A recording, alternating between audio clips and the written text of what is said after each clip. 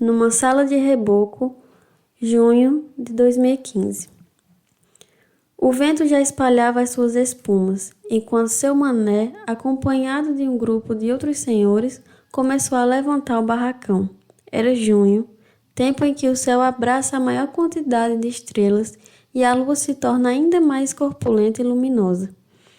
"Arraste mais para cá, Joaquim", ordenou Mané, enquanto segurava numa mão uma grande ripa de madeira e noutra sustentava os pés da escada, onde um outro se equilibrava. "Já vai, Mané, deixe de aperreio, homem", advertiu o senhor em cima dos degraus. De todos os homens ali trabalhando, Joaquim era, de longe, o mais sisudo. Ajudava todos os anos a arrumar o barracão, por ser aquela uma forte tradição da região. Porém, sempre naquela altura do ano, não evitava pensar em época mais jovem, quando seu coração se partira ao ver sua amada, Raquel, dividir a quadrilha com Janjão, outro cabra das redondezas, e logo depois entregar-lhe a mão em casamento. Desde aquele infortúnio, não fora o mesmo e assistiu a outros tantos festejos juninos, recordando a sua triste situação. Mesmo pesaroso, Joaquim não deixava de ajudar na arrumação do barracão. Seu coração, é bem verdade, ainda não alegrava ao ver os fogos e se aquecia junto das fogueiras perto de onde ele gostava de observar outros jovens casais forrosearem até o sol despontar no horizonte. Pensava em Raquel, na doçura do seu perfume, nas suas tranças sedosas e suportava a perda. E mais um junho. As bandeirolas balançavam em cima do barracão quando os primeiros acordes da sanfona começaram a chorar. Por entre as frechas de reboco soprava uma brisa friorenta que, no entanto, não produzira efeito devido à crepitação da grande fogueira acesa em frente ao local. No centro esquerdo do largo salão, uma grande mesa dispunha das mais variadas comidas. Milhos cozidos envoltos em suas cascas decoravam a extensão do tablado, além de outros tantos pratos como amendoim, cocada dos mais diversos sabores, canjicas, pipocas doces e salgadas e uma porção de laranjas competentemente descascadas. Do lado oposto do recinto, o bar também ocupava um espaço de destaque. A vistosa prateleira, atrás do balcão de madeira, exibia um sortimento de bebidas de diferentes qualidades, desde as mais leves até as mais concentradas em teor, cachaças temperadas, caldeirões de quentão e, em maior quantidade, litros de licor, já que estes últimos eram os mais procurados pelo pessoal. O arraiá de Mané era o mais movimentado da região.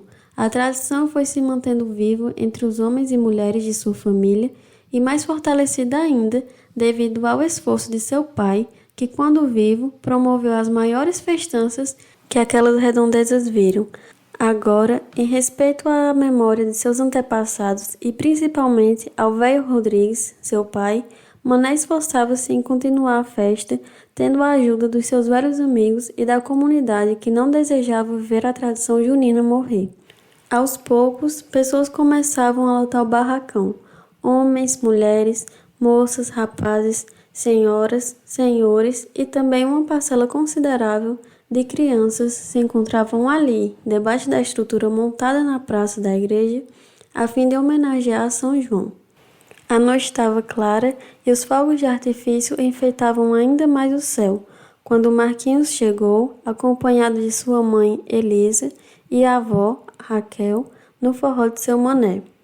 Há uma semana o rapaz havia retornado à cidade e desde então assistiu eufórico à excitação que já se formava em torno dos festejos juninos. Viu em Polvorosa mulheres e crianças enfeitando o topo das ruas com bandeirolas coloridas, observou os homens montando fogueiras nas portas, sentiu o cheiro das comidas sendo preparadas, até que finalmente chegara o dia aguardado. "Bem-vinda, Raquel. Achei que vocês não vinham mais." "Ah, Mané, larga a mão. Tu acha que eu ia deixar de prestigiar o teu forró?" respondeu a senhora, abraçando avidamente o amigo. "E Janjão, cadê?" quis saber Mané, estranhando a ausência do compadre. "Sei lá, homem, aquele velho anda cheio de aperreio ultimamente." "Oxente, manhã", interpelou a outra mulher mais jovem, se dirigindo a Mané e, numa reverência, beijando-lhe as mãos. "A bênção, padrinho." Painho não veio porque não está se sentindo muito bem, mas mandou os cumprimentos de sempre. Deus te abençoe, minha filha. Mané respondeu gentilmente. É de vera, a idade chega, eu sei como é. Mas vamos chegar mais que o forró acabou de começar. Espia só, esse rapaz danado de bonito é Marquinho? É sim, mané, não tá grande esse meu neto? Veio passar São João com a gente. Animou-se Elisa, orgulhosa. Obrigado, seu mané, agradeceu o rapaz. Marquinhos sempre apreciara as festas juninas dali. Lembrava de sua infância, quando na ocasião daquela época, sua avó lhe costurava camisas quadriculadas e remendava retalhos nas calças. Um estouro no céu iluminou tudo ao redor. Recordava saudoso do tempo em que as bombinhas, rojões e traques faziam toda a sua alegria. Aquele era o primeiro São João que ele iria passar ali, depois de ter se mudado para a capital. Desde que fora estudar Direito na Universidade Federal, Marquinhos era só saudade. Por ter sido criado no interior, ainda não houvera se acostumado ao ritmo diferente e à impessoalidade das relações. Planejava a ligeira conclusão do curso e o breve retorno à cidadezinha para zombaria de seus colegas que não viam ali futuro promissor.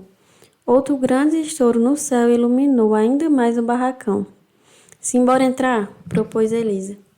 O salão estava lotado, quando Marquinhos o atravessou a fim de pôr à mesa o prato que sua avó havia feito, um bolo de maracujá. Encantado, o rapaz observou o modo como nada parecia ter mudado na tradição daquela festa. As moças ainda trajavam belos vestidos rodados e a maioria dos rapazes levavam à cabeça bonitos chapéus de palha.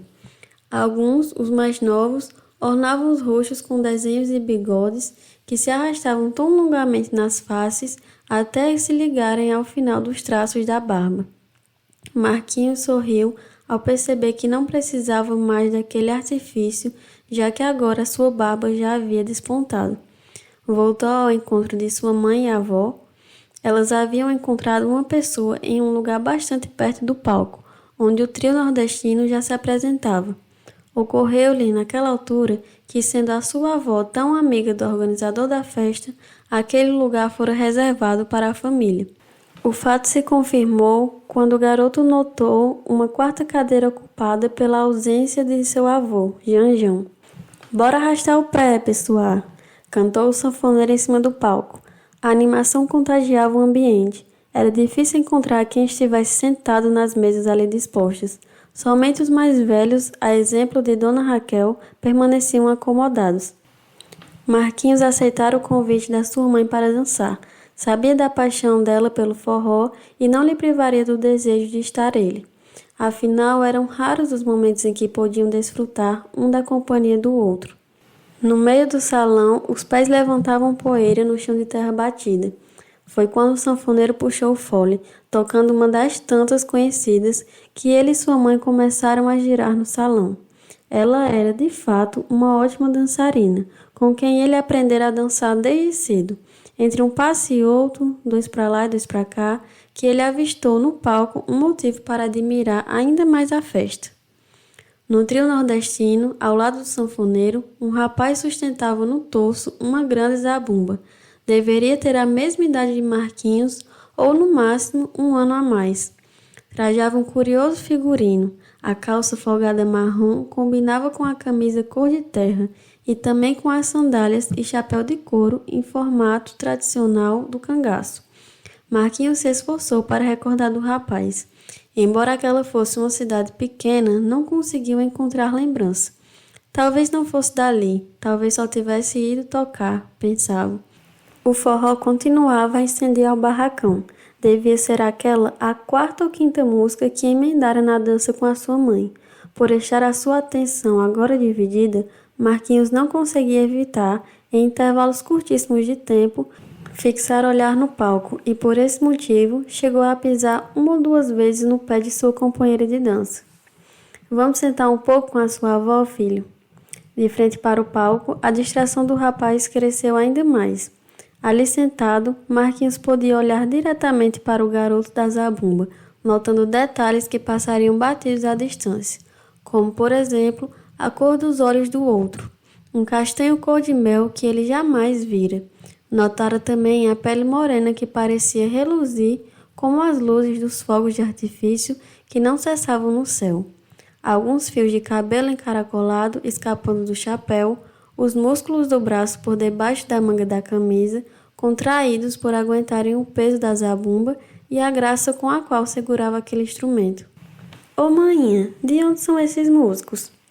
Ah, Quinho, eles acabaram de se mudar para essas bandas. O sanfoneiro, o Januário, é pai do moço do Triângulo e avô do garoto da zabumba, uma belezura de trio. Por isso não tenho lembrança de tê-los visto por aqui. Depois de escutar sua mãe e a avó falarem sobre a crescente fama daquele trio pela região, a curiosidade de Marquinhos aumentou.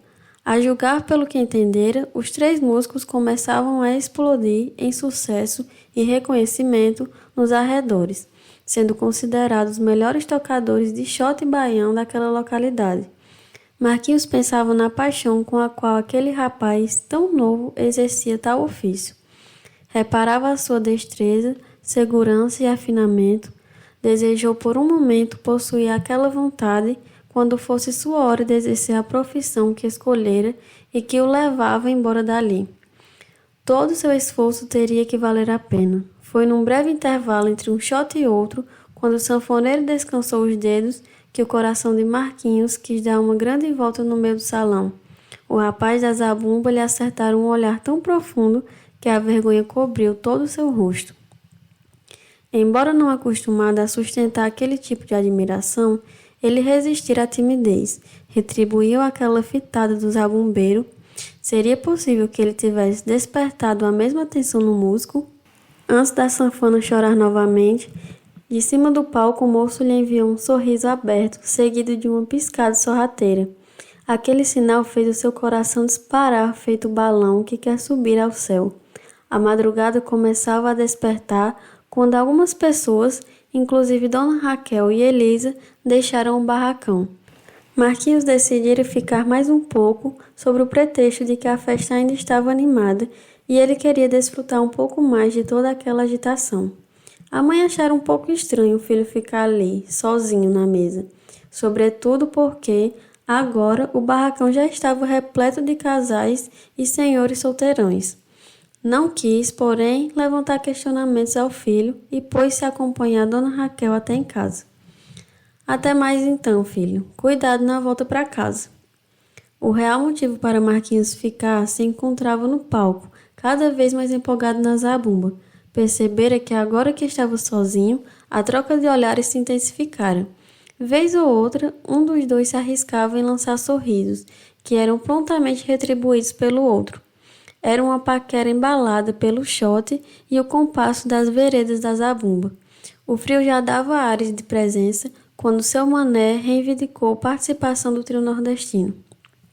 Fazia parte da tradição da festa o anfitrião tocar para esquentar o clima, quando os convidados davam sinais de cansaço. Seu mané subira no palco e, gentilmente, num gesto de reverência suspeitosa, solicitara ao mais jovem músico a zabumba. O rapaz cedera espaço, disparando a seu mané um gentil sorriso. O jovem músico deixou o palco, passando em frente à grande mesa de comidas, naquela altura quase vazia, e entrando em uma pequena sala de reboco atrás do barracão. No palco, seu mané contente assumia a zabumba, por debaixo de grandes exclamações de encorajamento. Puxa o fole, sanfoneiro! Animou os foliões. O barracão voltou a incendiar com o som do baião. Marquinhos vira no meio da agitação oportunidade perfeita para seguir o rapaz. Logo não hesitou em cruzar passagem entre os casais que dançavam e atravessar o barracão, chegando à altura da sala de reboco pelo lado oposto. A porta de madeira entreaberta disparou um gemido baixo.